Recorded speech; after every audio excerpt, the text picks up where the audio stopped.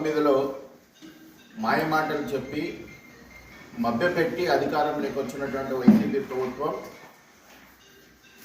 వచ్చి రాగానే అక్రమ కట్టడాలంటూ ప్రజావేదికను కూల్చి అక్రమ కట్టడాలన్నీ మేము నిర్మూలిస్తాము అంటూ నీతులు వల్లించింది. ఈ ముసుగులో అక్రమ కట్టడాలన్నింటినీ కూడా మేము తొలగిస్తామంటూ తెలుగుదేశం పార్టీ నాయకులందరినీ కూడా ఇబ్బంది పెట్టి వాళ్ళందరినీ సతాయించడమే కాకుండా తెలుగుదేశం పార్టీ నాయకులకు చెందినటువంటి ఎన్నో భవనాలను కూల్చివేసింది.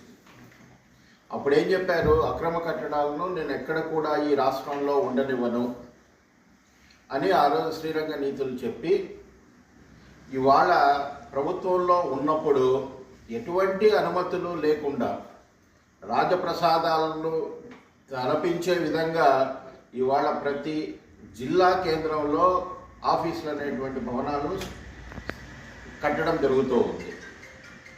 అక్రమ కట్టడాలను తొలగించాలి అన్నటువంటి మీ స్టేట్మెంట్ ప్రకారము ఇప్పుడు అక్రమంగా నిర్మించినటువంటి మీ కట్టడాలను తొలగించడం తప్ప అని మేము ప్రశ్నిస్తున్నాం. మీ భవనాలన్నీ అక్రమ కట్టడాలు కాబట్టి వాటిని మీరు ఆ గతంలో ఇచ్చినటువంటి స్టేట్మెంట్ ప్రకారము ఇవాళ తొలగిస్తూ ఉంటే కనుక మాకు అన్యాయం జరిగింది, తెలుగుదేశం పార్టీ సతాయిస్తోంది అని అంటూ ఉన్నారు.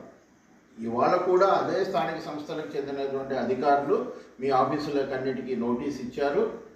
కనీసం అధికార పదంతో మీరు ప్రవర్తించిన తీరు ఎలాగా ఉందంటే కనుక దాదాపు 15 చాలా అంటే సగం పైగా జిల్లాల్లో నిర్మించేటటువంటి మీ ఆఫీసులకి కనీసం అనుమతుల కోసం స్థానిక సంస్థలకు మీరు అర్జీ కూడా పెట్టుకోవాలి.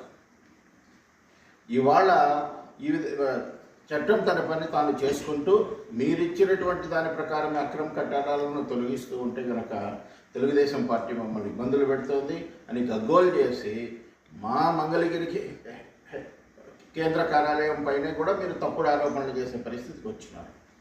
ఆల్రెడీ ఒకవేళ మంగళగిరి కేంద్ర కార్యాలయానికి అనుమతులు లేకపోతే మీరు ఆ రోజే రాళ్ళు వేసినటువంటి వాళ్ళు ఖచ్చితంగా మీరు దాన్ని కూల్చివేసిందరు.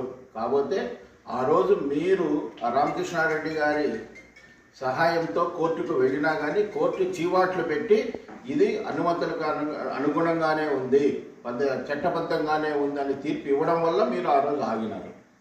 ఇవాళ మీరు చేసిన తప్పులన్నీ కూడా సర్దిద్దుకోవడానికి శ్రీరంగం నీతులు వల్లించే విధంగా మాకు అన్యాయం జరుగుతుంది అని సింపతి క్రియేట్ చేసేటటువంటి పనులు ప్రజలందరూ గమనిస్తున్నారు.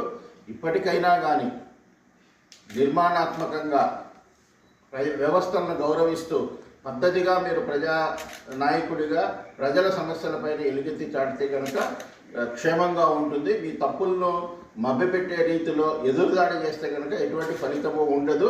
ఇంతకు మించినటువంటి ఘోర ఫలితాన్ని కూడా మీరు భవిష్యత్తులో అనుభవిస్తుందని మేము తెలియజేస్తున్నాం.